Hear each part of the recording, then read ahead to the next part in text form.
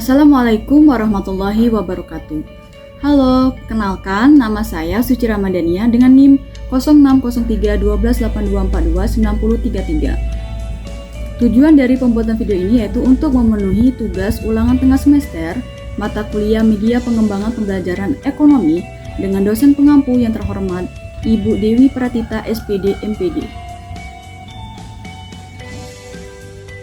Rancangan ide pengembangan pembelajaran media pembelajaran sederhana.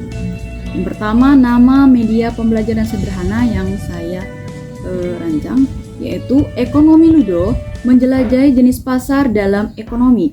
Yang kedua, sasaran penggunaan media pembelajaran yaitu siswa SMA kelas 10.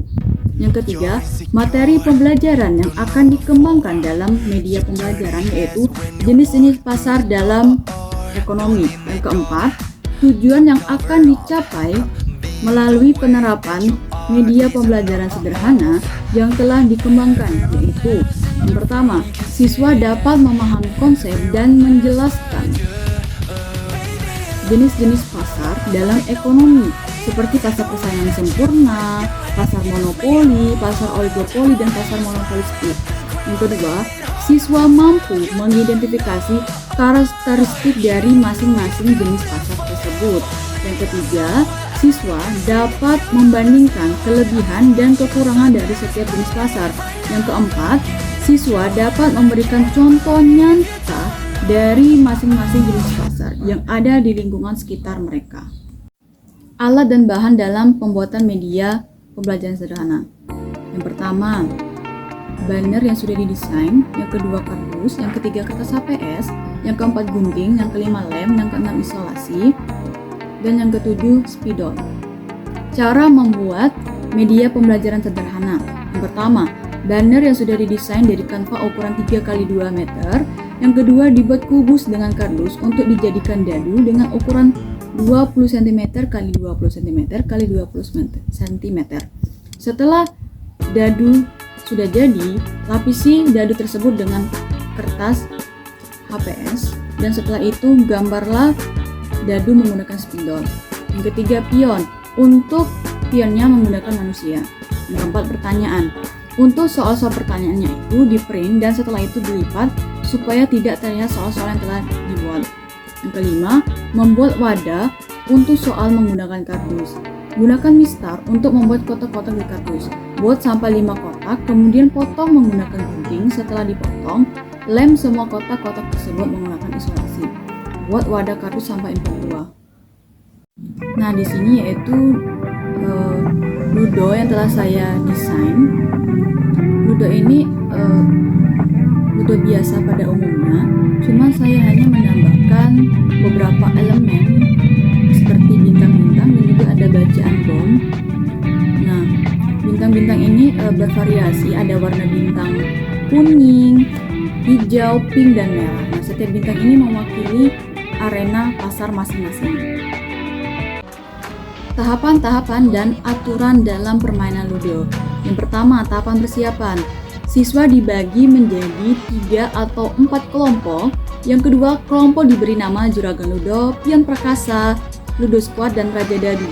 Dan pembagian nama kelompok tersebut ditentukan oleh guru. Yang ketiga, setiap kelompok mengirimkan 4 pemain. Yang keempat, kartu pertanyaan atau tantangan diletakkan di tempat yang mudah dijangkau. Aturan permainan.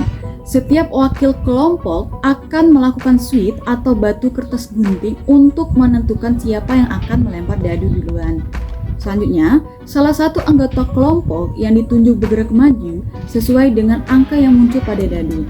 3 lainnya tetap berdiri di sana dan juga 3 pemain ini bisa bertukar posisi pada saat posisi pemain pertama tadi menempati kotak yang sama dengan pemain yang lain. Nah, pada ludo yang didesain itu terdapat jenis warna bintang-bintang yang berbeda. Nah, setiap bintang atau arena yang diberi bintang sesuai warna itu merupakan wilayah setiap pasar. Yang pertama, bintang warna kuning. Itu wilayah pasar monopoli, yang artinya apabila pemain berhenti di bintang kuning, maka pertanyaannya itu berupa pasar monopoli. dan begitu seterusnya. Ada pasar oligopoli warna merah, pasar persaingan sempurna warna pink, dan pasar monopolistik warna hijau. Kartu pertanyaan berisi pertanyaan tentang karakteristik, fungsi, atau contoh dari jenis pasar yang bersangkutan.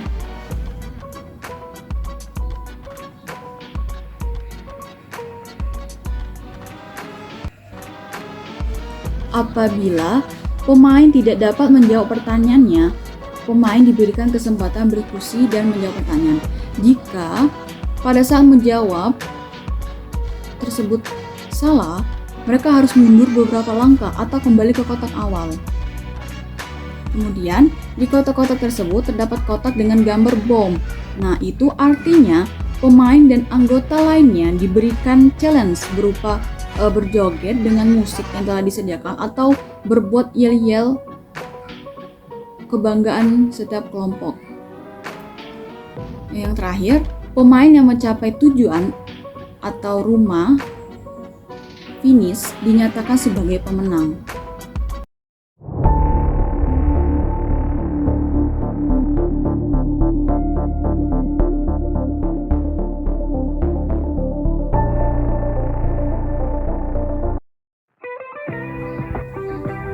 Kelebihan dan kekurangan media pembelajaran permainan ludo dalam pembelajaran ekonomi. Kelebihan permainan ludo dalam pembelajaran ekonomi. Yang pertama, membantu siswa memahami konsep. Permainan ludo dapat membantu siswa memahami konsep-konsep ekonomi jenis pasar seperti pasar persaingan sempurna, pasar monopoli, pasar oligopoli, dan pasar monopolistik. Yang kedua, mengembangkan keterampilan analitis. Permainan ludo dapat membantu siswa mengembangkan keterampilan analitis mereka dalam menganalisis situasi pasar dan membuat keputusan yang tepat. Yang ketiga, meningkatkan keterampilan berpikir kritis. Nah, permainan ludo dapat membantu siswa meningkatkan keterampilan berpikir kritis mereka dalam menganalisis informasi dan membuat keputusan yang tepat. Yang keempat, membuat pembelajaran lebih menyenangkan. Permainan ludo dapat membuat pembelajaran ekonomi jenis pasar lebih menyenangkan dan tidak membosankan. Dan yang terakhir, mengembangkan keterampilan kerjasama. Permainan ludo dapat membantu siswa mengembangkan keterampilan kerjasama mereka dalam bekerjasama dengan teman-teman untuk mencapai tujuan.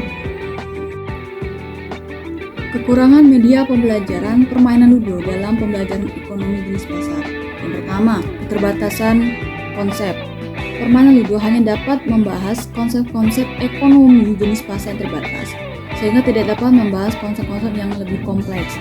Yang kedua, ketergantungan pada permainan. Nah, siswa mungkin lebih fokus pada permainan daripada konsep-konsep ekonomi jenis pasar yang dibahas. Yang ketiga, keterbatasan waktu. Permainan ludo memerlukan waktu yang cukup lama untuk dimainkan, sehingga mungkin tidak sesuai untuk kelas yang memiliki waktu yang terbatas. Dan terakhir, perlu persiapan lebih. Membuat permainan yang efektif dan relevan memerlukan persiapan yang cukup. Mungkin itu saja pembahasan ide rancangan media pembelajaran sederhana yang saya bahas. Saya akhiri ucapan wassalamualaikum warahmatullahi wabarakatuh. Sampai jumpa.